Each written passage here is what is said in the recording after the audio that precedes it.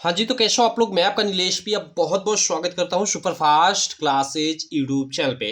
दोस्तों, आज की इस वीडियो में हम लोग सॉल्व करेंगे यूपी बोर्ड का क्लास 10th का ये ऑफिशियली जो बोर्ड द्वारा मॉडल पेपर जारी किया गया है इसे। मैं आपको बताना चाहूँगा कि कल ही यानी 14 तारीख को, ठीक है, 14 दिसंबर को यूपी बोर्ड की ऑफिशियल वेबसाइट पे ये आपके हर एक सब्जेक्ट का मॉडल पेपर जारी कर दिया गया है क्लास 10th और 12th के बच्चों का। तो इस वीडियो में हम लोग ये क्लास 10th का हिंदी का मॉडल पेपर है आप लोग की बोर्ड परीक्षा जो 24 फरवरी को आपको हिंदी का पेपर होने वाला है, उसके लिए ये हम लोग पेपर सॉल्व करेंगे। अब आप लोग का क्वेश्चन होगा कि भैया इसमें से कितने नंबर का क्वेश्चन हमारे पेपर में फंस जाएगा। सबसे बड़ा यही क्वेश्चन होता है हर एक बच्चे का। तो देखो, मैं आपको बताना चाहूंगा ना कि जैसे पेपर आपका बनेगा ना, तो पूरे यूपी में 7 सेटों का पेपर बनेगा। 24 फरवरी को हिंदी का पेपर होगा, तो आपके पूरे यूपी में 7 प्रकार के पेपर सेट रहेंगे। तो इस पेपर में से तो ये जो मॉडल पेपर है, सारे के सारे क्वेश्चन फंसेंगे, लेकिन सातों सेटों में कुछ क्वेश्चन किसी पेपर सेट में, कुछ क्वेश्चन किसी पेपर सेट में। तो आप कहोगे कि भैया एक पेपर सेट में कितने मार्क का इससे क्वेश्चन आएगा, तो कम से कम आपका 10 से 15 मार्क का क्वेश्चन सेम टू सेम डिट्टू, जैसे ये क्वेश्चन है सेम टू सेम किसी ना किसी पेपर सेट में छपेगा, ये क्वेश्चन किसी ना किसी पेपर सेट में छपेगा। उसी तरह इधर जो सब्जेक्टिव क्वेश्चन है, ये आपके वर्णात्मक प्रश्न जिसमें संदर्भ व्याख्या वाला, सेम यही क्वेश्चन किसी पेपर सेट में आ गया, किसी में ये आ गया। तो इस तरह से कर कर हर एक 7 पेपर सेट है ना, तो सातों में इस पेपर सेट से कम 10-10 और 15-15 नंबर के क्वेश्चन तो फंसेंगे ही फंसेंगे। तो इसको सॉल्व करना बेहद ही जरूरी है। चलो मैं आपको सॉल्व करा देता हूँ। बाकी कहूँगा, अगर आप चैनल को अभी तक सब्सक्राइब नहीं किए हो तो चैनल को सब्सक्राइब कर लेना और बेल आइकन को दबा लेना, जिससे मेरी सारी वीडियो की नोटिफिकेशन आपको मिलती रहे। तो चलो शुरू करते हैं।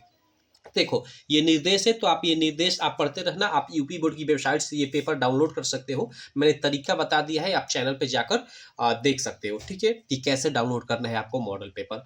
अब देखो यहाँ पे सबसे पहले खंड अ के अंतर्गत 20 मार्क का ओएमआर बेस्ड एमसीक्यू होगा। तो इन एमसीक्यू को हम लोग सॉल्व करते हैं, और जो ये एमसीक्यू है इनको मैं डिटेल में सॉल्व कराऊंगा। ऐसा नहीं कि ये पढ़ दो इसका आंसर ये, तो ये गड़बड़ हो जाएगा, ठीक है। देखो, बाबू गुलाब राय किस युग के लेखक है, ये प्रश्न है। तो देखो, बाबू गुलाब राय है, वो एक शुक्ल युगीन लेखक है, ठीक है। किस युग के लेखक है? शुक्ल युग के लेखक है। और ये सब जो ऑप्शन दिया है ये गलत हो जाएगा। तो ये क्वेश्चन तो आपके डायरेक्ट एग्जाम में पूछेगा, और इसके अलावा इसके बेस पे भी पूछा जा सकता है। जैसे शुक्ल युग को क्षयवादी युग के भी नाम से जानते हैं, ये आपको याद रहना चाहिए। क्षयवादी युग भी इसको कहते हैं। और इसकी अगर समय सीमा की बात करें, शुक्ल युग की इसकी समय सीमा की बात करें, समय सीमा भी आपसे एग्जाम में पूछा जाता है, ठीक है। तो शुक्ल युग या क्षयवादी युग की समय सीमा 1919 से 1938 ईस्वी तक मानी जाती है, ठीक है। तो देखो, इस प्रश्न से ये रिलेटेड क्वेश्चन है, तो ये भी किसी ना किसी पेपर सेट में आएगा, ठीक है। तो आपका ये अगर ऐसे डिटेल में सॉल्व करोगे ना, तो ये 10-15 मार्क नहीं, आपका कम से कम 30 मार्क का फंस जाएगा इस पेपर सेट से, मैं ये बता रहा हूँ, ठीक है। लेकिन डिटेल में चीजें सॉल्व करोगे तो चलो, ये आपका पहला क्वेश्चन हो गया कि बाबू गुलाब राय किस युग के लेखक है। तो शुक्ल युग के, और शुक्ल युग को क्षयवादी युग भी कहा जाता है, जिसकी समय सीमा 1919 से 1938 ईस्वी मानी जाती है, ठीक है। अब देखो, आपके एग्जाम में शुक्ल युग है, मतलब सिलेबस के अनुसार शुक्ल युग और शुक्लोत्तर युग। तो शुक्ल युग की तो हमने समय सीमा देख ली, शुक्लोत्तर युग की भी समय सीमा देख लो। शुक्लोत्तर युग की समय सीमा, ठीक है, आपकी 1938 ईस्वी से 1947 ईस्वी तक मानी जाती है। इस शुक्लोत्तर युग को ना हम लोग छायावदत्तर युग भी बोलते हैं। क्या बोलते हैं? छायावदत्तर युग। क्लियर? चलो आगे चलते हैं अगले प्रश्न पे। बाकी इसकी भी समय सीमा मतलब आपके एग्जाम में नहीं आएगी, लेकिन मैं बता देता हूँ, याद भी कर लेना, क्या दिक्कत, आगे आप जाओगे तो काम ही आएगा। 1900 से 1920 ईस्वी तक द्विवेदी युग की समय सीमा मानी जाती है, और भारतीय युग की समय सीमा 1800 लगभग 50 से, ठीक है, 1900 ईस्वी तक मानी जाती है। तो चलो, मैं पूरा पूरा इस क्वेश्चन को डिटेल में सॉल्व करा दिया। अब अगले क्वेश्चन पे चलता हूँ। चिंतामणि किस विधा की रचना है? भाई सब लोग जानते हो, चिंतामणि आचार्य रामचंद्र शुक्ल जी द्वारा लिखित है, निबंध विधा पे आधारित रचना है, ठीक। उसके बाद गबन किसकी रचना है, यहाँ पे पूछा जा रहा है। गबन मुंशी प्रेमचंद जी की रचना है। वेरी वेरी इंपॉर्टेंट रचना है मुंशी प्रेमचंद जी की। गबन है, गोदान है, कर्मभूमि, रंगभूमि, सेवा सदन, कितनी रचनाएं मैंने आपको बता दिया प्रेमचंद जी की। जयशंकर प्रसाद जी की सारी रचनाएं आपको याद ही होनी चाहिए।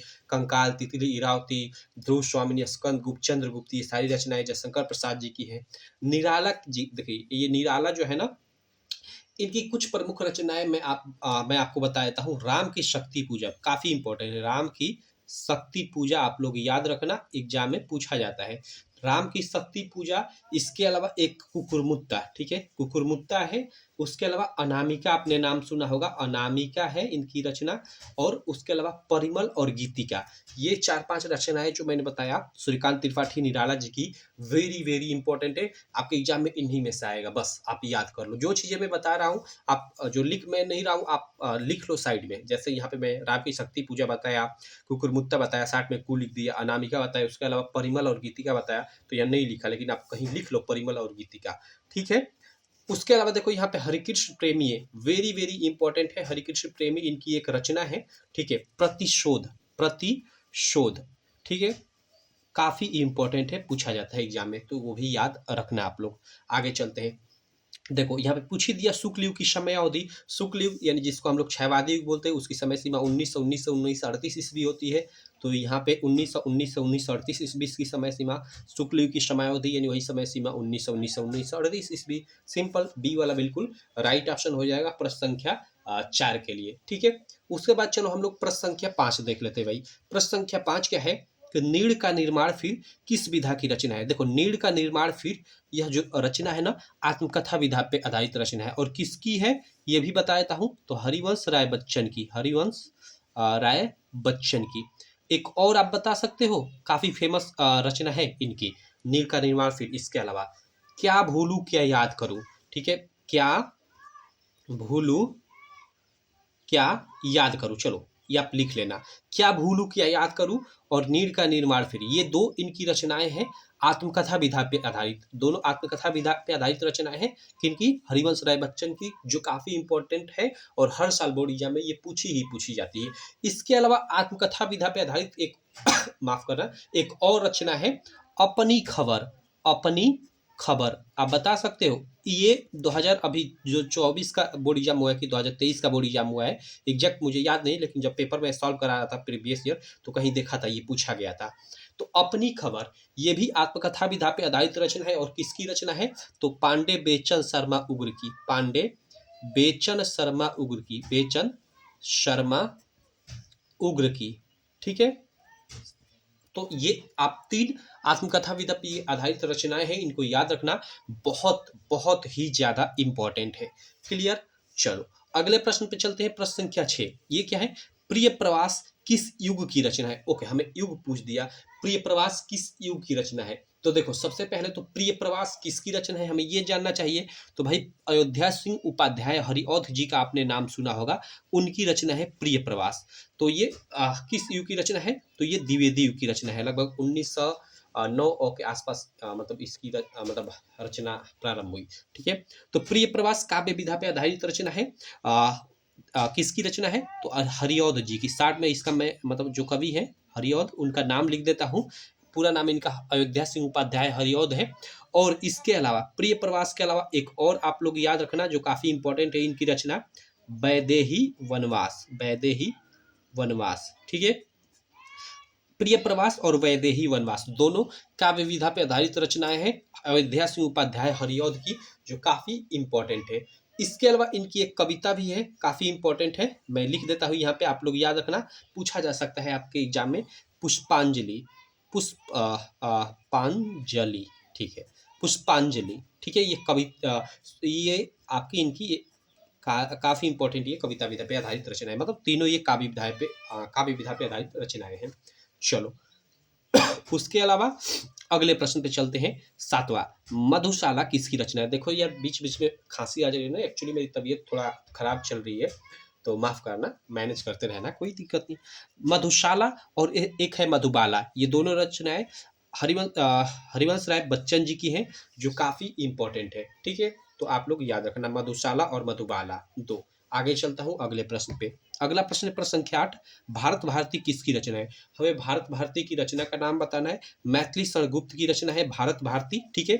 और देखो भारत भारती के अलावा मैथिली शरणगुप्त की और कुछ प्रमुख रचनाएं हैं जो आपके एग्जाम में पूछी जाती है, तो उनको भी मैं बता देता हूँ। आपने नाम सुना होगा पंचवटी, आपको याद भी होगा, मैं लिख रहा हूँ तो आपको मतलब मजा आ रहा होगा क्योंकि आपको याद है पंचवटी। आपने यशोधरा सुना होगा, यशोधरा भी हरिवंश सॉरी मैथिली शरणगुप्त की रचना है। उसके अलावा आपने साकेत सुना होगा, ये तो फेमस है, काफी फेमस है साकेत, ठीक है। और एक जयद्रथ वध है, वो भी आप याद रख सकते हो। तो भारत भारती, पंचवटी, यशोधरा, साकेत और जयद्रथ वध, ये काफ़ी इंपॉर्टेंट इनकी रचनाएं हैं। मैथिली शरणगुप्त जी की आप लोग याद रखना, आपके एग्जाम में ये पूछी जाती है, बार बार पूछी जाती है। तो ये हमने कितना 8 क्वेश्चन कर लिया, लेकिन हमने 8 क्वेश्चन यहाँ पे हमने ये पेपर का सॉल्व किया, लेकिन जो चीज़ें हमने पढ़ी समझ जाओ कि ये कम से कम 20-25 क्वेश्चन के बराबर हमने चीज़ें पढ़ ली। चलो आगे चलते हैं। 8वें के बाद इधर प्रश्न संख्या 9 है, इस पे मैं आता हूँ। 1 मिनट रुक जाओ, इसको मैं ये कर लेता हूँ, मोड़ लेता हूँ।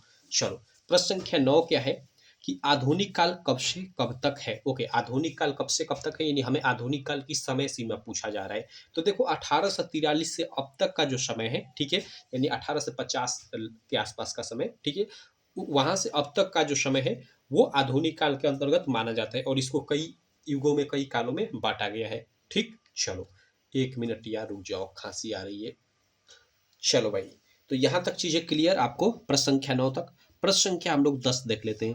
प्रश्न संख्या 10 क्या है, मतीराम किस युग के कवि है। देखो मतीराम एक प्रसिद्ध रीतिकालीन कवि है। मतीराम एक प्रसिद्ध रीतिकालीन कवि है। देखो यहाँ पे मैं पूरा पूरा लिख ही देता हूँ, जितने भी रीतिकालीन के कवि हैं इंपॉर्टेंट, ये आपके एग्जाम में मतलब इनसे रिलेटेड क्वेश्चन पूछा जाता है। आपने मतीराम का नाम सुना होगा, इसके अलावा केशवदास, भूषण बिहारी, घनानंद, पद्माकर, चिंतामणि, देव, कविदेव, ये सारे के सारे रीतिकालीन कवि है। तो इनकी कुछ प्रमुख रचनाएं भी हैं, उनको भी मैं साथ में यहाँ पे लिख देता हूँ, आप याद कर लेना। याद कर लेना, हर एक पेपर सेट में फंसेगा, ठीक है। यहाँ पे भक्ति काल आया, ठीक है, भक्ति काल देखकर मुझे एक याद आ गया। भक्ति काल के एक फेमस काफी कवि हैं रसखान, आपने नाम सुना होगा, ठीक है, रसखान। और इनकी एक काफी काफी इंपॉर्टेंट रचना है प्रेम वाटिका। क्या है, प्रेम वाटिका, आप लोग याद रखना। ठीक, प्रेम वाटिका किसकी रचना है, रसखान जी की, और ये भक्ति कालीन युग के कवि है। ठीक है, अब हम लोग का क्वेश्चन था मतीराम किस युग के कवि है। तो मतीराम तो भाई रीति काल के कवि है, रीतिकालीन कवि है, और रीति काल से रिलेटेड आपके एग्जाम में भर भर कर क्वेश्चन पूछा जाता है। तो यहाँ पे चलो मैं रीतिकालीन कुछ कवि है उनका नाम लिखता हूँ और उनकी प्रमुख रचनाओं का नाम लिखता हूँ, आप लोग याद कर लेना। पहला, केशव दास का आपने नाम सुना होगा, केशव दास रीतिकालीन कवि है। यहाँ पे मैं लिख दूं क्या, रीति काल के कवि, ठीक है। चलो इसका स्क्रीनशॉट अंत में ले लेना आप लोग। केशव दास, इनकी रचना है कवि प्रिया और रसिक प्रिया, आपने नाम सुना होगा, कवि प्रिया और रसिक प्रिया, एग्जाम में आपके आता है, वेरी वेरी इंपॉर्टेंट है भैया, वेरी वेरी, ये दोनों रचनाएं इंपॉर्टेंट है। ठीक, आप याद कर लेना। दूसरा अगर मैं बात करूं तो हम लोग के बिहारी जी है, सिंपल बिहारी मैं लिख देता हूं, और इनकी रचना तो आप जानते हो भाई, बिहारी सतसई, ठीक है, बिहारी सतसई, याद कर लेना, काफी इंपॉर्टेंट है। तीसरा हम लोग के रीतिकालीन कवि में मैं लिखता हूँ भूषण, ठीक है, चलो भूषण जी की, और इनकी एक रचना है छत्रसाल दशक, छत्रसाल दशक, वेरी वेरी इंपॉर्टेंट है, वेरी वेरी इंपॉर्टेंट है। ये जो मैं लिख रहा हूँ ना, समझ जाओ कि मतलब एकदम ट्रेंडिंग चीजें हैं, छत्रसाल दशक। और एक शिवराज भूषण भी है जो उतनी इंपॉर्टेंट नहीं है, शिवराज भूषण आप याद करना चाहो तो कर लेना। ठीक, अगर मैं चौथे रीतिकालीन कवि की बात करूं तो यहाँ मैं क्या लिखूं, यहाँ पद्माकर लिख देता हूँ, चलो पद्माकर जी, ठीक है, पद्माकर जी। और इनकी एक प्रमुख रचना गंगा लहरी, एग्जाम में आपके आ भी चुका है, गंगा लहरी, ठीक है, आप लोग याद कर लेना। देखो ऐसा नहीं है कि इनके अलावा इनकी और रचनाएं नहीं है, लेकिन जो इंपॉर्टेंट है, बेहद ही इंपॉर्टेंट है, आपके एग्जाम में आने वाली है, वही मैं लिखवा रहा हूँ, ठीक है। और मुझे भी वही चीजें याद है जो एग्जाम में आती है, ठीक है। अब पद्माकर जी है तो इनकी कई सारी रचनाएं हैं, लेकिन कई सारी रचनाएं हमें याद करने की कोई इनकी जरूरत नहीं, जो एग्जाम में आता है वही हमें याद करने की जरूरत है। ठीक, उसके अलावा पांचवा अगर मैं रीतिकालीन कवि की बात करूं तो देव भी इसमें आते हैं, ठीक है, कवि देव, ठीक है। इनकी एक रचना है, आपने नाम सुना होगा, भाव विलास, ठीक है, भाव यार गलत हो गया ना, भाव विलास, ठीक है, भाव विलास और भवानी विलास, भवानी विलास, ठीक है, इनकी दो रचनाएं हैं। और इसके अलावा एक और रचना है जो काफी इंपॉर्टेंट है, अष्टयाम, ठीक है, अष्टयाम। ठीक, तो ये तीन रचनाएं इनकी याद रखना, कविदेव की, ठीक है। उसके अलावा आपके दो और हैं, ठीक है, एक घनानंद है, घनानंद है, और एक आपके घनानंद के अलावा एक काफी फेमस है, चिंतामणि भी है, चिंतामणि भी है, ठीक है। रीतिकालीन कवि घनानंद की उतनी इंपॉर्टेंट रचना नहीं है, चिंतामणि की भी रचना नहीं है उतनी इंपॉर्टेंट, लेकिन आप लोग याद रख सकते हो इनका नाम, क्योंकि निम्न में से ऐसे आपसे क्वेश्चन पूछा जा सकता है कि निम्न में से कौन रीतिकालीन कवि है और उसमें नाम दे देगा। ठीक है, तो इनका नाम याद रखना।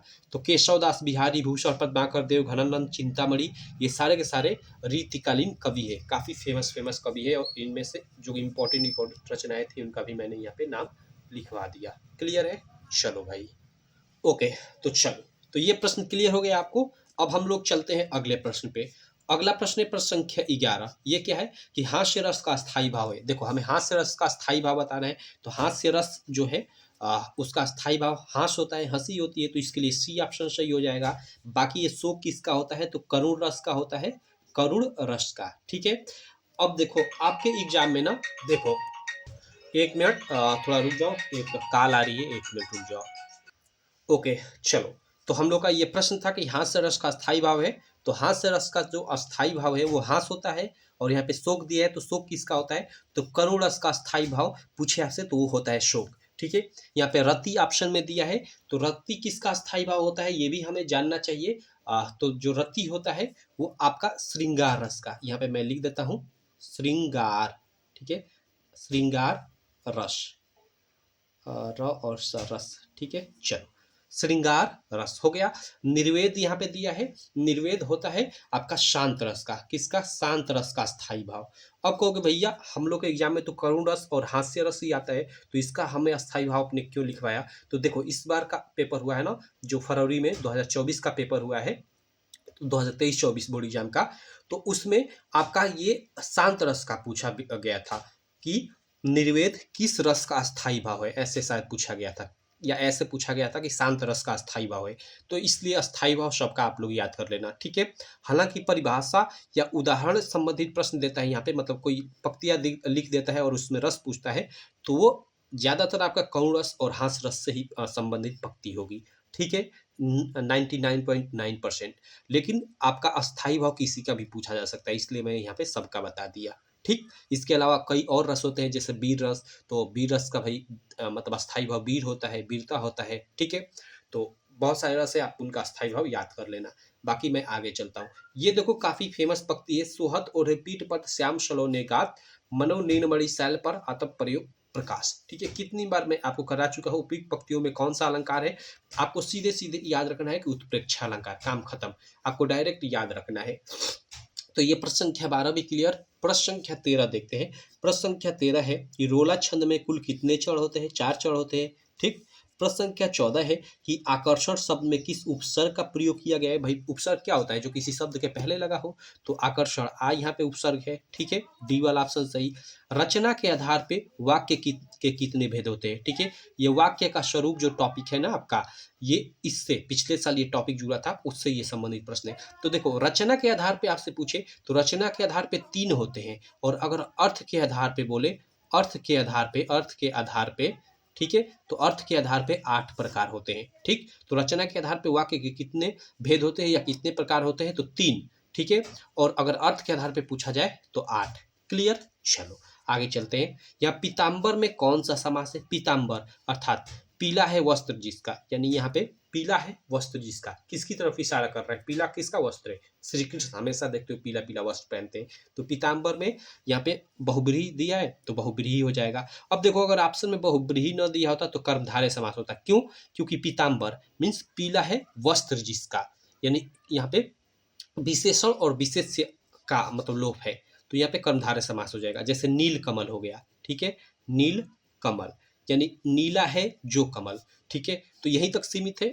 अब इसका कोई तीसरा अर्थ नहीं निकल रहा है, तो इसमें तो निश्चित है कि कर्मधारय समास होगा। लेकिन पीताम्बर यानी पीला है वस्त्र जिसका, और इसका तीसरा अर्थ भी निकल रहा है, जैसे मतलब श्री कृष्ण, तो यहाँ पे बहुब्रीहि समास हो जाएगा। क्लियर है। चलो आगे चलते हैं। यहाँ पे प्रश्न संख्या 17 है कि आंसू का तत्सम रूप है। अब देखो, पीताम्बर में कर्मधारय समास भी होता है। यहाँ अगर ऑप्शन में बहुब्रीहि न दिया होता तो आप पीताम्बर में कर्मधारय समास पे मतलब टिक लाते, ट्रिक आप लगाते। पीताम्बर में बहुब्रीहि समास भी होता है, कर्मधारय समास भी होता है, लेकिन अगर ऑप्शन में कर्मधारय और बहुब्रीहि दोनों दिए हो तो आप बहुब्रीहि को ही प्रिफेयर करोगे। क्लियर, समझ में आ गया। चलो, आंसू का तत्सम रूप अश्रु हो जाएगा, पहला वाला ऑप्शन सही हो जाएगा। ठीक, यहाँ पे देखो प्रश्न संख्या 18 है कि कर्तृवाच्य में किसकी प्रधानता होती है। तो भाई कर्तृवाच्य में कर्ता की प्रधानता होती है। ठीक है, कर्मवाच्य में कर्म की प्रधानता होती है, भाववाच्य में भाव की प्रधानता होती है। ठीक, वाच्य के कितने प्रकार होते हैं। तो वाच्य के प्रकार भी आपसे एग्जाम में पूछा जा सकता है। तो वाच्य के 3 प्रकार होते हैं। कौन कौन। कर्तृवाच्य, ठीक है, कर्मवाच्य और भाववाच्य। कर्तृवाच्य में कर्ता की प्रधानता, कर्मवाच्य में कर्म की प्रधानता और वाच्य में भाव की प्रधानता। ठीक है, चलो यहाँ पे ताभ्य शब्द में वचन एवं विभक्ति पूछा है। तो ये तो आपको डायरेक्ट याद होगा तभी आप मार पाओगे। ठीक है, तो ये आपका इसका चतुर्थ ऑप्शन सही हो जाएगा। ठीक है, ताभ्य शब्द में वचन एवं विभक्ति है तो चतुर्थ विभक्ति बहुवचन। उसके अलावा निम्नलिखित में सर्वनाम है। सर्वनाम वह है, सिंपल भाई, ही, वह या सी, यही तो सर्वनाम है। ठीक, तो इस प्रकार हमने अब तक ये 20 एमसीक्यू जो ये यूपी बोर्ड द्वारा ऑफिशियल वेबसाइट पे ये जारी किया गया था मॉडल पेपर, इसके 20 एमसीक्यू हिंदी के, ये 20 एमसीक्यू हमने इस वीडियो में सॉल्व कर लिया। ठीक है, देखो हमने 20 ही एमसीक्यू इस वीडियो में सॉल्व नहीं किया। अगर आप ध्यान से देखोगे तो हमने कितनी चीज़ है ये, मतलब समझ जाओ कि हमने लगभग 50-60 क्वेश्चन के बराबर ये चीज़ें हमने पढ़ी है इस वीडियो में। ठीक है, तो आप जो भी मैं पढ़ाया हूँ सब याद कर लेना, देखना आपके एग्जाम में इनसे मतलब डायरेक्ट क्वेश्चन बनेंगे। ठीक है, तो ये रहे 20 एमसीक्यू। अब देखो 20 एमसीक्यू के बाद इधर हम लोग का ये खंड अ था, इसके बाद ये खंड ब आ जाता है। अब खंड ब में ये पूर्णांक 50 देख सकते हो, यानी इसमें 50 मार्क के प्रश्न है, 20 ये 50 ये, यानी आपका 70 मार्क का पूरा पूरा ये पेपर हो गया। और 30 मार्क का स्कूल लेवल पे प्रैक्टिकल का एग्जाम, यानी 100 मार्क का पूरा पूरा आपका हिंदी का पेपर हो गया। ठीक, तो अब ये जो वर्णनात्मक प्रश्न है इसको हम लोग नेक्स्ट वीडियो में सॉल्व करेंगे। नेक्स्ट वीडियो में अच्छे से मैं इसको समझाऊंगा। बाकी आपका ये पेपर कैसे आएगा ना, ये मैंने इसका वीडियो बना दी है, पूरा पूरा ये दिखा दी कि कौन सा कैसा प्रश्न रहेगा, कितने मार्क का रहेगा। तो वो हिंदी की वीडियो या अलग एक सब्जेक्ट आई थिंक साइंस का भी बनाया है, आप चैनल पे जाकर देख सकते हो। मैं प्लेलिस्ट बना दूंगा एक यूपी बोर्ड द्वारा जारी ऑफिशियल मॉडल पेपर का, उसमें सारा का सारा पेपर का एनालिसिस और प्लस सॉल्यूशन का सारा मैं वीडियो अपलोड मतलब कर दूंगा। ठीक है, मतलब अपलोड करूंगा तो उसमें ऐड कर दूंगा हर एक सब्जेक्ट का, तो उसमें जाकर आप हर एक सब्जेक्ट का देखते रहना। तो चलो ये वर्णनात्मक प्रश्न मैं अगले वीडियो में कराता हूँ। इस वीडियो में जो भी मैंने क्वेश्चन कराया ये एमसीक्यू, इनको तब तक आप अच्छे से पढ़ो, अच्छे से क्लियर करो। ठीक है, चलो मैं मिलता हूँ आपसे नेक्स्ट वीडियो में, तब तक के लिए थैंक यू। और फिर से एक बार कहूँगा, चैनल को आप अभी तक सब्सक्राइब नहीं किए हो तो चैनल को सब्सक्राइब कर लेना और बेल आइकन को भी दबा लेना, जिससे मेरी सारी वीडियो की नोटिफिकेशन आपको मिलती रहे। चलो, थैंक यू।